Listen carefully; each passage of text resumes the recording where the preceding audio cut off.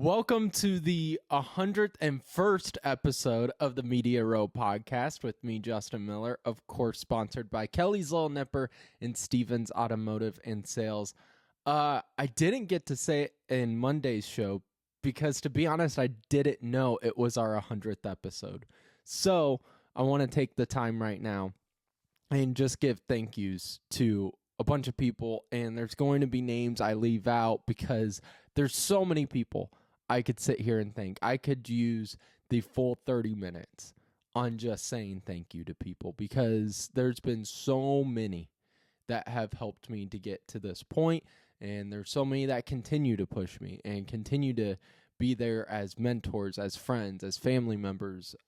So first and foremost, family and friends couldn't have even thought of doing this. Megan was the one who, when I got let go from iHeart, she was the one that was like, start your own podcast. And right away, I was the one who was like, no one's going to care. Like, I was kind of in the background at KXNO, pushing buttons. No one's going to want to sit here and listen to Justin yap. And she was like, do it.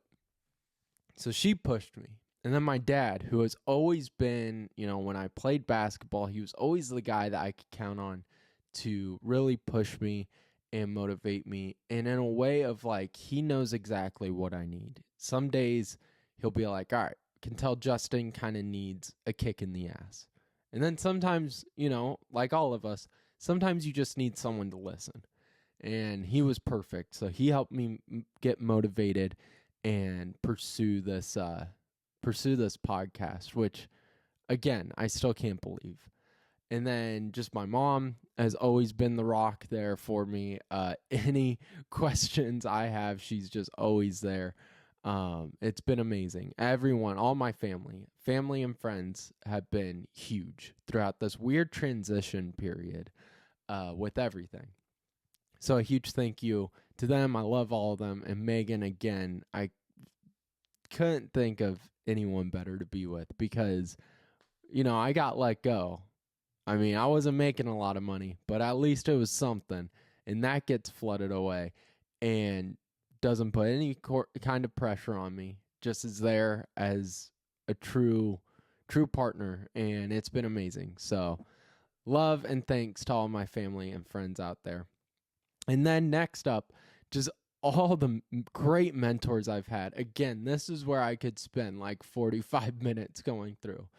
But Ross and Trav, us three, I guess Trav left on his own terms, which was awesome. But Ross and I were let go the same week. He was let go on Monday. I was let go on Friday. And right away, like, he called me, or I called him to tell him what happened on Friday morning. And he's like, well, let's try to catch up here sometime soon. So Friday night, he calls me. He's like, let's go get Jethro's. Let's go eat Jethro's. And I still had like 100 Jethro's gift cards from when I was doing the Cyclone Tailgate trivia stuff for KASI. So everyone during the holidays got Jethro's gift cards. But we go out to Jethro's. It was him, Courtney, Megan, and I. And right away, he's like, let's talk about options. And I bring up, the podcast idea, and he loves it. And right away, he's helping me with thinking about sponsors, who to grab, how to promote the show. So Ross was great. Travis, I called the following week because, again, I knew he had done it with his Doc Talk. He has his own podcast with the MCL thing. And so I was like, I got to ask the dude how to figure this out. And Trav was great. Trav's the man. I know, some people don't like Travis and he doesn't care, but I love Travis. And he was a guy that didn't like me at first, but loved Travis, and they were huge help. And then it just goes on. Admire with Drake, everyone at Drake. Here I am, this guy being like, hey, I want to cover Drake for a podcast. Kind of a crazy idea. And they take me with open arms. and it's been amazing partnership over there at Drake. Everyone I work with at Drake is fantastic. There's not a single person I see walking and I'm like, oh, head down. No, everyone I come up and it's always, how are you? You know, asking about family, asking about this and that. It is fantastic environment over there at Drake University. And that's why I've loved it ever since I was a kid. So Jack Bloom, especially, you know, with him being the head men's basketball contact, amazing opportunities he has given me, you know, in this past year of being able to go to March Madness and travel and cover the team. It's just been amazing work. And then on top of that, I meet great people that are affiliated with Drake, may not work directly with Drake, but are affiliated. And that's where we get our beautiful images during the season. Devin Grauwinkle, huge thank you to Devin. DKG Images is where you can find his stuff, his great stuff. Go check it out because it's amazing. And I don't pay the guy anything, and he lets me use his great work on the show, and it means the world to me. So DKG Images, go follow him. Devin, a huge thank you. And Casey has let me use his images a lot too. So there's been a lot of people there. And again, I could go on and on and on. There's so many people that I'm leaving out, and I know, but hopefully they know that they mean the world to me and that I wouldn't be here without their support. So I'll get done with the app end because I still need to give a shout out to, again, two other people that mean so much and that have done so much for me here as we have hit over 100 episodes. And that's our sponsors, Kelly's Little Nipper and Stevens Automotive and Sales. Huge thank you to you guys because, again, people don't really know my name. I mean, I'm not a Ross Peterson. I'm not, you know, a Sean Roberts. So going to these places and talking about myself and trying to promote myself was a new and weird field for me. And Kelly's Little Nipper and Stevens Automotive and Sales, they took a chance on me, and I'm one of those people. I'm so loyal, and I love these guys. And again, wouldn't be able to do this without them. And finally, to you, the audience, you guys, thank you so much. You guys keep motivating me. There's times where I'm sitting in this room and I'm like, does anyone care? And I'll put out the show, and you guys are awesome. I always see the outpouring support, and it just means the world. So I know I've said this 1,000 times with the other people I've been mentioning, and it's true, but you guys especially wouldn't be here without you. So thank you to the listeners and the supporters. We've hit over 100 episodes. Let's have some fun today. We got Michael Admire on the show. Thank you so much. Here's our 101st episode.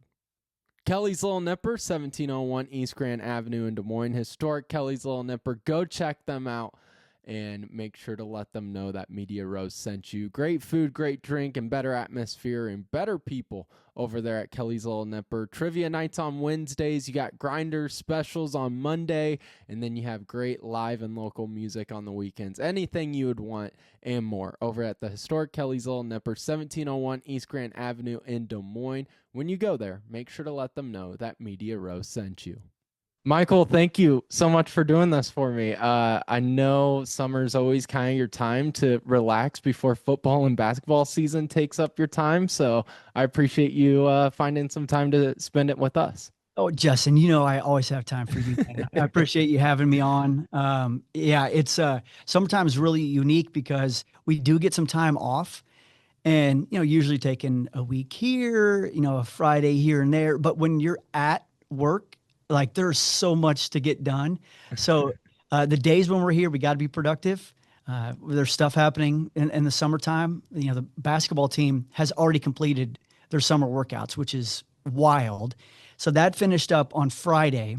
And then on Wednesday morning, the football team begins fall camp. So, I mean, it's quieter, but I mean, there's still always stuff going on. Yeah. Yeah, and that was the thing too. I remember learning when I was just like always at your guys' hip as a student is that man, in the summer I'm always thinking you guys are going to the beaches, like it's relaxed time and no, it's not that at all. I mean, yeah, like you said, you get a few days, I'm down but for a beach. Yeah, I'm down for a little bit of a break. We've gotten some of that, but yeah, we're starting to kind of slowly build it back up, and I feel as recharged and rejuvenated as I have been since starting this job. So I'm really excited about this upcoming year. so I have down a few questions that have nothing to do with sports to start. And Mm. the first one is congratulations on growing the family Oh, news. That was pretty cool. thank you so much, girl dad times two. We are we're thrilled. In November, we're going to welcome our second baby girl into our family. My wife is an all-star. It's been unique going through watching her go through this pregnancy with a little one running around, a 2-year-old who is growing and is curious and is adventurous and has a little bit of wild side to her. So there's been a lot of focus on our daughter, but then at the same time, like Anna's already like 25 weeks, 26 weeks along, and we're weeks away from welcoming in our second child. So That's yeah, I mean, crazy. this is the best. I mean, you hear it often, like children change your life, and there's no doubt about it. Our daughter Everly has changed how I look at a lot of things, and she makes me want to be a better person, and that's only going to continue with our second baby girl coming in November. Our buddy Sean just Oh announced too my that he God. had his son with Kaylee, which I'm so excited about. How much maybe leading up to that did he call you for advice? I don't know how much he called. We sent texts back and forth a little bit, especially over the last like 2 weeks. Is that those last couple weeks, especially because they went beyond due date, similar to how we were with our first daughter, and so I was just everything's going to be good. Just kind of giving him advice. Be there for Kaylee, Hmm. uh, and then just checking in and kind of uh, giving him some encouragement because. Uh, yeah, it's just the week leading up to, and then the few weeks after are kind of the crazy first. It's just the crazy time, and so yeah, I just wanted to be there for him because I had a lot of dads that were there for me, and Hmm. so I always really appreciated those messages. So I tried to send a couple his way. Yeah, now we're gonna see Sean with his kid when they do the toddler races at the Nap Center, and Dude, that's gonna be an amazing sight. it's going to be bumping this winter because there are like three or four. Well, shoot, there's even more than that because there are a couple of the guys on the coaching staff, their wives on the men's coaching staff, their wives are due like anytime. And then there are several staff members who have wives that are due any week now. And obviously, we've got our second coming in November. I mean, there are going to be a lot of little ones hanging out at the Nap Center this winter. Um, I I saw the video on social media of your wife and your daughter holding the Mhm. sign in Leadville, Colorado when you did that run. Just I want to talk about that experience too, because I love Leadville, Colorado. My brother and I we climbed Mount Elbert there, and I loved that little town there. And I just want to hear about your experience. Yeah, I mean, it was a dream come true in many ways. I had first heard of Leadville and the Leadville Race Series a few years ago. It is a series of incredibly challenging races that they host every summer. You can go all the way from a 5K, 10K, up to the granddaddy of them all, the Leadville 100, which is a dream race for me. But they also have a Silver Rush 50 in there, 50 mile that is. And then they have what is tabbed as the hardest marathon in all of America, and that's the Leadville Marathon. And it's a race that starts at 10,000 feet, which is Leadville. Leadville is the highest elevation municipal in America. Oh, I And didn't know that. yeah, so you begin the Leadville race at 10,000 feet. This then climbs up to Mosquito Pass, which is 13,100 feet. And so there's about 7,000 feet of elevation gain throughout this race, and it is an absolute grind. And we, through like the scheduling of all the baby appointments, we realized that we were going to have our 20-week appointment, which is where you can traditionally find out the gender of the baby. It was like that week. It was like right before we left. And Ann and I had been kicking around some, how do we, do we, like the first time with Everly, we just found out in the appointment, Yeah. and we told our families. This time we're like, let's just try, maybe would we do this or that? And nothing was really clicking for us. And somebody had mentioned to her, like, what if you guys did like a sign at the finish line? And we're like, oh, wow, that could be really, really cool. And an extra motivating factor for me. And then it can kind of be like a family event on that Saturday, because the race is a little bit like self-serving. It's, a little bit about me that day. And so that was a fun way for us to sprinkle in a little bit of us, a little bit of family. And that run is, oh man, it's brutal. You get to the top of Mosquito Pass at 13,000 feet. That's halfway. So it's an out and back. So you climb this mountain, and then you're like, okay, now I got to go all the way back down. And there were some really, really challenging parts of it. I walked for hiked for more than half of it, because that's just how challenging it is. It's really, really hard to run unless you're just a freak. Iron Man. There are some freaks out there. And so I get to the last aid station, and I'm talking to the people there, and I'm like, man, I'm dying. And I was like, this is the aid station that's like 4.5 miles out, right? They're like, no, you only have 2 miles to go. And I start bawling. I'm like overcome with emotion, because one part, I am experiencing a race and experiencing Leadville, something I'd kind of, built up in my mind, and it was living up to it. And then some, the challenge, I was overcoming this challenge, and I knew I was going to finish. I knew I had 2 more miles in me, and I knew most of it was downhill. So that was exciting. But it was, on the other hand, it's like, man, here in like 20 minutes, my life is going to change a little bit. I'm going to know if we're having a baby boy or a baby girl, and all this stuff going through my mind. And I kind of knew then we were going to have a girl. I felt like that deep down all the way through. I kind of feel like we're a girl family. And man, crossing that finish line, I was cruising. I was motivated. I ran like 8.5-minute mile pace for those last 2 miles, and it was awesome. And I get to the finish line, and it was super emotional, and Everly like gives me a little peck on the cheek at the end. And I didn't ask for a kiss or anything like that, but it was just all in the moment. She was cheering me on and proud of me. And that's why I do some of these challenges. That's why I wanted to take on the hardest trail marathon in America, is because, it can be an example to her. It can be an example to others, but then also, it's a little bit of me proving to myself that I can do hard things. So yeah, that was pretty special. It was cool to see, like, opening up. I think I saw it on Instagram, is where I saw it, on your Instagram, and that was really cool. And it was just a cool, like, family sight too. Like, that's a frame photo you should get at some point. You know what I mean? It was really cool. What's the next marathon or challenge you want to try to conquer? Yeah, right now I'm trying to stay as fit as possible.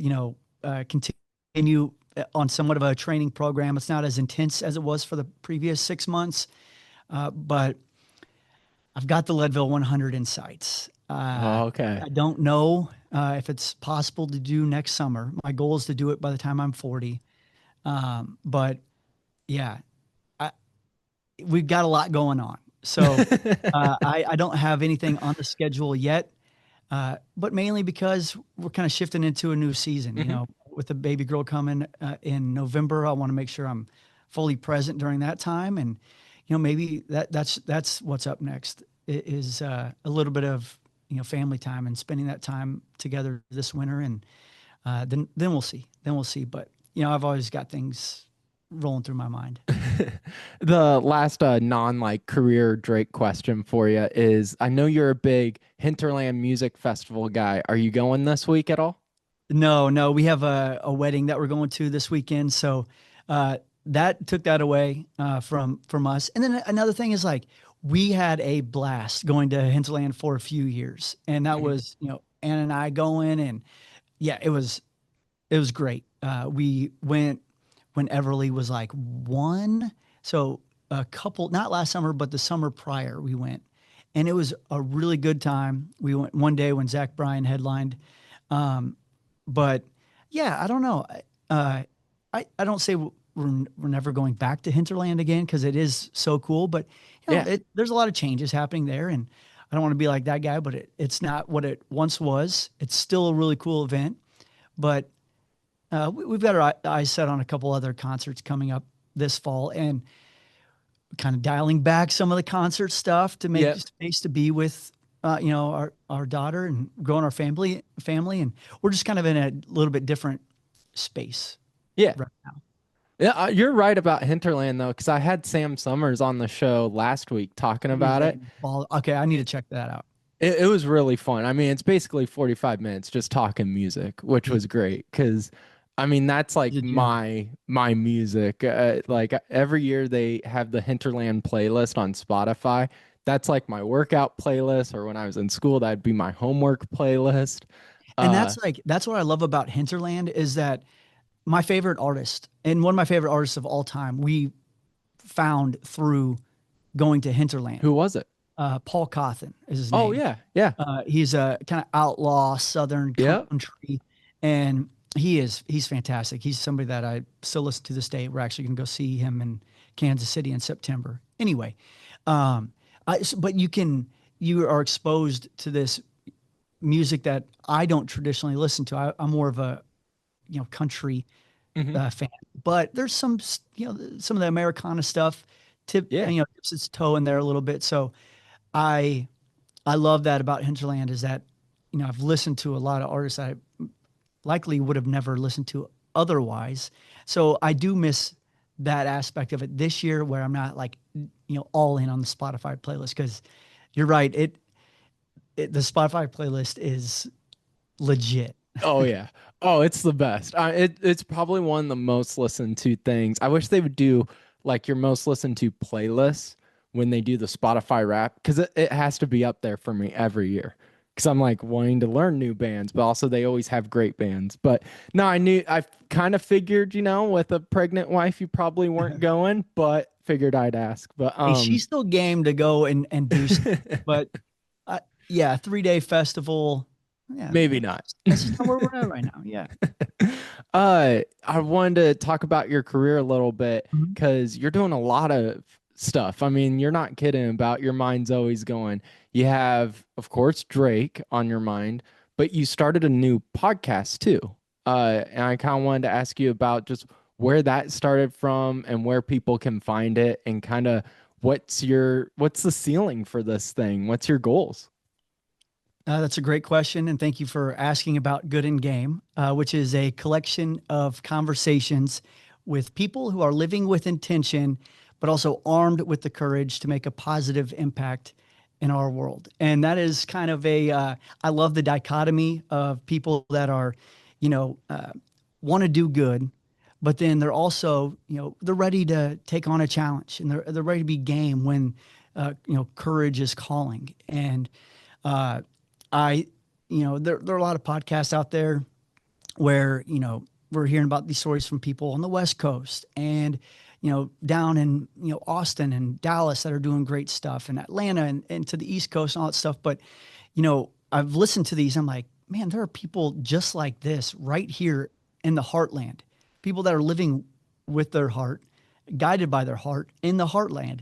And I was like, I've met a lot of people over the last 5 years, especially being out of, the sports anchor news side of things, where I can kind of expand my horizons a little bit instead of being just so sports driven all the time. I've met a lot of people that are doing some incredible stuff. It's like, man, I'd love to do a story on them, or love to sit down and have a conversation with them. And, you know, at Channel 13, some of my duties there, I can tell those stories, but those are a minute and a half, 2 minute stories. Mhm. But with a platform like this, we can really dive into topics and have meaningful conversations that can maybe inspire somebody to get going, whether it's down a health path or by, you know, we had a guy on this year or this summer where he has created the Wardrobe Theory Project, and in challenging people how they look at their closets and championing the clothes already in their wardrobe instead of going out and buying the, you know, newest trend or newest item. Yeah. How can I reshape how I'm looking at my own wardrobe? So, I mean, these are just really great, fun conversations with people who are doing really interesting things. And I've put zero expectations on this. I've dabbled in, you know, different things in the past with conversation-based content.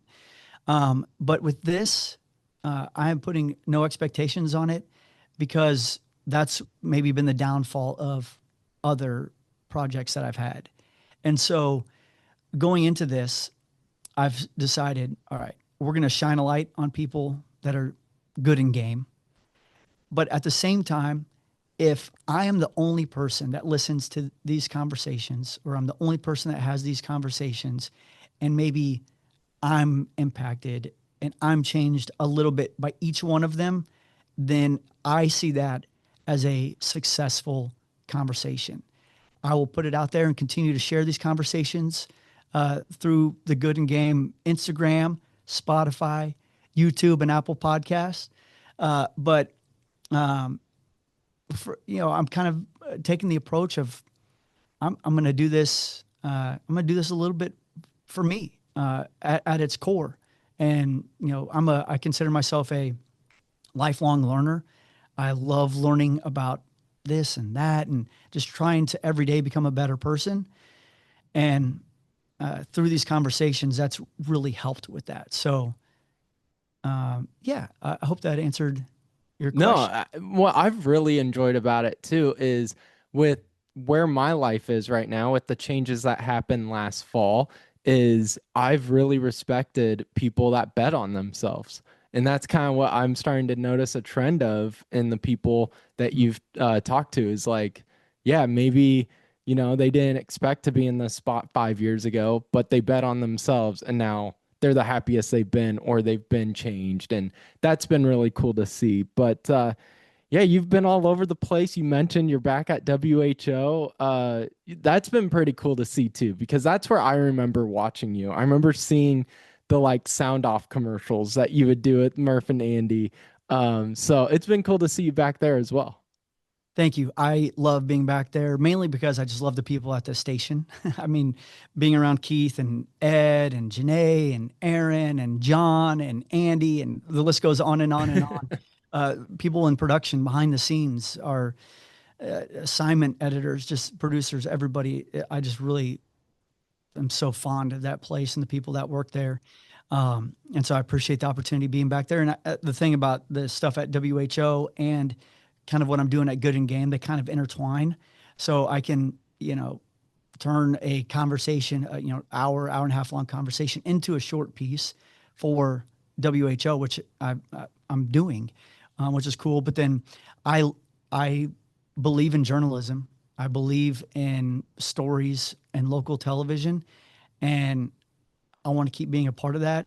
And then I feel like if I just keep doing the stuff at Drake, you know, staying involved at 13, doing the things that I love, following my passions, following things that light a spark in me, then who knows where all this stuff goes. But, you know, if I keep doing that, I can't go wrong. I wanted to shift gears now over to Do it. the Drake football team because we've right. blinked and now it's almost August and it's going to be kicking off. Just August is this week, by the way. Yeah, it doesn't feel right. No. It really doesn't. I usually am so pumped for football season, Yeah. but for some reason this year I'm like, we can pump it a little, like put the brakes. I want to be outside and enjoy the summer weather before it becomes too cold and them winters on the way. But a lot of exciting stuff at Drake because the men's basketball team has a new look, the football team has a new look. But even with that new look, they're projected, they were picked the second ranked team in the PFL preseason poll. So there's just a lot of expectations on this team. Yeah, no doubt about it. I think the kind of word rolling around the locker room this summer, and got a chance to talk to Coach Woodley last week and a couple of the assistants, kind of gearing up for this fall. Is they're going to embrace the change and kind of embrace whatever comes their way, and I think they will take that, see that second in the PFL, and embrace it and attack it. And I think there's a ton of excitement around this program. I mean, Coach Woodley has never lost a regular season football game, which is absolutely insane, and is coming off winning a national championship. And he brings in all these coaches with Iowa and Iowa State ties, name recognition, and then has a roster of guys that have won championships in high school, won championships in college at the PFL level. And so, yeah, I think it's exciting. This is going to be a kind of a starting point this year. We'll see what happens this year, but I have, a ton of expectations for this group this year and moving forward. What are some of the key spots that maybe aren't a concern, but maybe just need some growth or are expected to kind of be the first point of emphasis on this team? Yeah, I'm interested. So practice begins tomorrow, as we're having this conversation. So I'm interested to go in there and kind of dive in and see where some of the holes are this year. Obviously, Luke Bailey, the quarterback, graduates. He, 5-year guy. I mean, Luke Bailey never lost, or until last year, hadn't lost a Pioneer Football League game. He had some crazy starts, like 14 straight PFL wins. They win back-to-back PFL titles. So, yeah, I mean, there was a great stretch. As soon as he stepped under center, things really turned around. Luke's gone. The backup last year, who, was kind of in a running hybrid position, would kind of come in on running downs and provide a spark or change of pace. Blake Ellingson decided to call it a career at the end of spring ball. He was going into the summer as the starter, and he just had a change of heart and is no longer playing college football. So, I mean, there you go. You're looking at the quarterback position. It's going to be really interesting to see which way that goes this fall. Talking to Kyle Kempt, he feels like they've got some guys that will really be able to compete, some guys that they're excited about, including a transfer that's coming in this fall. So we'll see which way that goes. And then, Finn Claypool transfers to Fresno State. A dog. A That guy was Roosevelt so guy, a couple-time PFL Defensive Player of the Year. I mean, the heart and soul of this team over the last few years. Wants a shot at the FBS and going to play in the Pac-12 at Fresno State, which is really cool. I'm really excited for him to see what he does in his 1 year with the Bulldogs. good. He had to keep it in the family, But so I think you look at the defensive line, and then you look at that quarterback position, some of your high-profile positions. I think that's kind of where my attention will be when fall camp opens. And then shifting to Drake basketball, I mean, new look with the new head coach, brand new team. And then is there a new floor coming? What's these Oh yeah. little snippets you guys have been sprinkling out there on social media?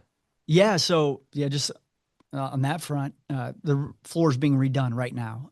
It's I think about a week and a half, 2-week process. They got to get it turned around because volleyball Yeah. opens here in just a couple of weeks. So yeah, a new kind of floor design coming. So the floor will look different. There'll be, we're going to use a kind of a lighter stain and a water-based oil, which, all those things are, I don't know. they're maybe not that exciting when we talk about like oil based versus water based, but water based kind of gives it like this brighter Oh, look, okay. a little bit more on the whiter side, but a little glossy. And then, a little sprinkle of Des Moines' hometown team on there. And I just like it. really, it's going to be it's a simple look. Don't expect like a blue floor or anything like that. Which I'm happy about because I get migraines just watching the NBA in league tournament that they do with those bright Oh, floors. those are Like, intense. And like the Big 12 tournament. yeah. Yeah, I It- think I think there's got to be a happy medium. I do think it's fun to add in some of that stuff, which I was helping with some of the design, and I kind of pushed for some of those things, but we did, which I really like, that we went with just a very simple, classic look, but it's going to be clean and sharp, and I think with that kind of water-based look, it's going to look real sharp. So, yeah, here in hopefully like a week or so, we'll be able to show off a brand new court. What in your conversations that you've had with the team and the coaches now with the Drake men's basketball squad, just what are their kind of preparation and their mindset that is just obvious to you that you're going to be like, they're going to be successful in the winter? Yeah, I'm all in on this team already. I mean, I am fired up. Coach Henderson is one of those guys that brings the energy as soon as he walks in the door. He's a hugger.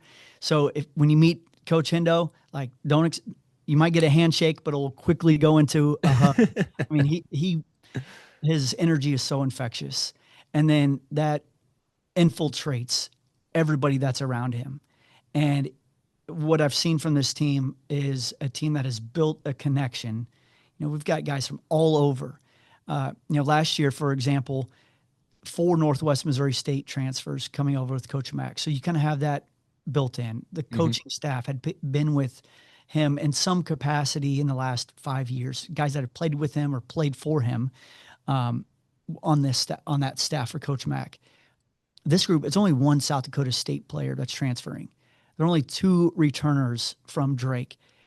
Everybody else is coming from all over. So they really, even more so than last year, with a rehauled roster, even more so had to find that connection and build that connectivity early on, and they've done that. I mean, every time I sit down in this seat having conversations with other players, that's what they talk about. It's like, we are so close already, and we've only been together for a couple months, and so that's exciting. And then Coach Hendo, and the coaching staff, they bring in some veteran guards, which you need in the Missouri Valley Conference. They bring in some really tough dudes, some scrappy guys that can, be those X factor type players that you need in the Missouri Valley Conference. And then they brought in a ton of size. I mean, this is by far the tallest team I've ever seen at Drake. Yeah, because outside of like Darnell Brody, I can't think of another like big squad that we had. Ferguson was pretty big, but Liam Robbins. oh yeah, Yeah, I Liam know. Robbins You was kind of like, forget about. Yeah. you do kind of forget about him. But even like there've been post players, Mhm. but there haven't really been a ton of length around that. Last year with Coach Mack, he really emphasized positional size, and there were some, 1 through 3 pretty good size. 4 and 5, just kind of your standard 6'7", 6'8" guys. And Cam Maniel at 6'8" was, or between Cam and Nate, your tallest guys on the floor, between 6'8" and 6'9". This year I have a 7-footer, a 6'10" guy, freshman from South Dakota, and then several 6'7", 6'8" guys playing the wing position. So not only do they have positional size, but they have true size in the post and depth of size. So this team is going to pass the eye test. I can't wait. But Admire, thank you again so much for doing this for me. Oh, yeah. It's been so awesome to see all the stuff you're able to do with the podcast, with WHO, and of course at Drake. So thank you for letting me pick your brain on this. No, I appreciate you, and I could talk to you for forever. Thanks for what you're doing. You're crushing it. And Well, thank you. one thing that, kind of with the football team, just a little shout out for them, $50 season tickets. That's all. Can't go wrong there. That's a steal. It's $10 a pop to get into into a FCS level football game, and with the championship caliber coaches and people that we know around here with Adam Cox and Kyle Kempt, and the list goes on down with the coordinators and coaching staff. So give them a look this fall if you're a Drake fan, or just looking for some good football on the weekend. Well, hopefully too. I mean, some of those Grandview fans will come by and see their old coach too. I think that'd be fun. I have a couple friends that are former Grandview football players, and they're like, "Man, I got to go. I got to go support, Coach Woodley." So hopefully pull a few of those fans over. But I know they're really proud of their program and what they've got moving forward. So not trying to steal too much from the Viking fan base, but we are Des Moines' hometown team across the board, not just men's and women's basketball, but that's also true for football. And I mean, it's a very affordable to get into a game there and watch some football. So give it a shot if you haven't. And this is non-scholarship football, so these guys aren't making the millions that some of what we're seeing throughout football. So there's something real grassroots and still genuine and about this program. So that's also pretty cool.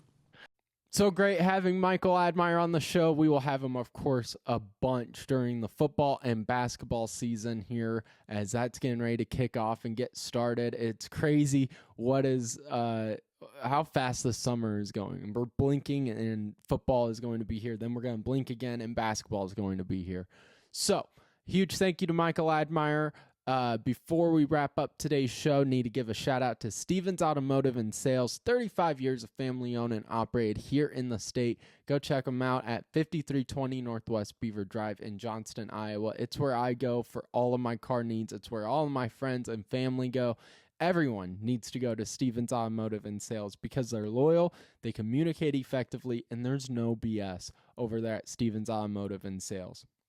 Whether it's getting a new car for yourself or maybe for a family member just getting out on the road for the first time, they are the people you can trust and rely on. 5320 Northwest Beaver Drive in Johnston, Iowa. Stevens Automotive and Sales, proud sponsor of the Media Row podcast. When you go there, make sure to let them know that Media Row sent you. So, fun show today. We will wrap it up as we get ready for the weekend. And then again, I apologize, guys, but only 2 shows for the next few weeks. I have a big surprise, actually, that I'm excited to tell you guys about next week, as it will change a little bit of our schedules, but we'll make it work out. Football season's right around the corner, and that's where we're going to have a lot of fun. So see you guys then on the Media Row podcast.